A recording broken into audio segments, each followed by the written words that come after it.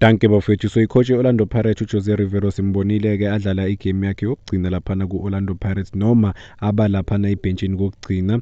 I-farewell bekuyi-farewell yakhe izolo ke. So after i-match bambuzile ama-question ambalwa ukuthi angakwazi ukubuya eSouth Africa coach i-Kaizer Chiefs noma iMamelodi Sundowns noma nje amanye amathimu ase-South Africa yabo. Nawo amagama akhe nje uphendulile uthe no, angeke, once and always, uchaza ukuthi yena uyi-Pirates yabo. So kumatch yakhe yokugcina udlale ama-Soweto Giants, Orlando Pirates udlale ne-Golden Arrows njengoba simbonile. Uthi uyaqhubeka-ke la uthi ayikho i-team engingayicoacha la e-South Africa ngiyibhakaniya. I-Orlando Pirates yiyo kuphela i-team yase-South Africa engangimotivate nengipha i-courage nomdlandla isenhlizweni yami-ke Orlando Pirates. Ayikho i-team engayicoacha e-South Africa and futhi nginesiqinisekiso kwalokho ukuthi ayikho into ezoshintsha yabo. So ushilo ukuthi uqhubekile ukuthi ayikho nje into ezothusa abalandeli ngokuthi maybe uzobuya ku-Kaizer Chiefs kuMamelodi Sundowns, but asiqhubeke ngokukhuluma coach Jose Rivero. So ukhulume nge-assistant coach nalabantu abazotake over after yena ukuhamba yabona. Uthe bayawazi umsebenzi, bazi kahle ukuthi kumele benze kanjani. Uthi sikhuluma ngabantu lana abane-experience enkulu kwibhola lase-South Africa.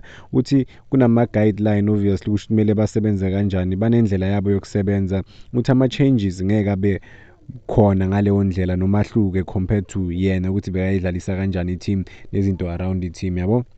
Ukhulumile uqhubekile-ke i-former coach-ke Orlando Pirates mayikhuluma laphana kwezimnyama, about ezimnyama ukuthi uyazi ukuthi bonke bazoyihlanganyela isizini nanokuthi-ke uzobasiza lapho kubasiza khona if bayamdinga until isizini iphela. Kusho ukuthi maybe bazoxhumana ngama-phone call, izinto ezinjalo ukuthi maybe benze kanjani, but uthi unama-zero doubts, there are no doubts or zero doubts ukuthi-ke bazoba ne-month e-right kakhulu njengoba baconclude ku-Betway Premiership.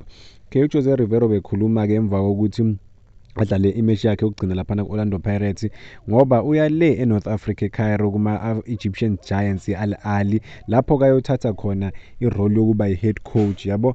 But njengoba-ke kulelona umentionile ngempela ukuthi inhliziyo yakhe izoba kwezimnyama and uyohlezi ayibhakaniya, ingakho angeke akwazi ngempela ukuthi acoach i-Kaizer Chiefs or iMamelodi Sundowns. But-ke engeke wazi kusemhlabeni la izinto ziyajika, nama-offers phela imali, I think at the end of the day edictate-ayo ukuthi umuntu uyaya ethimini noma akayi. But let's wait and see ukuthi kuzokwenzakalani in the near future. But sengiyivala nje ngithanda ukuthi thank you to Jose Rivero, what he did for Orlando Pirates nebhola lase-South Africa.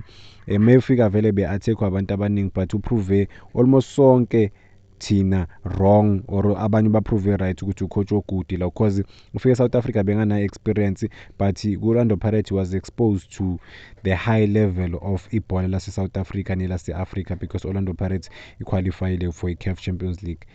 Farewell Jose Rivero. Danko.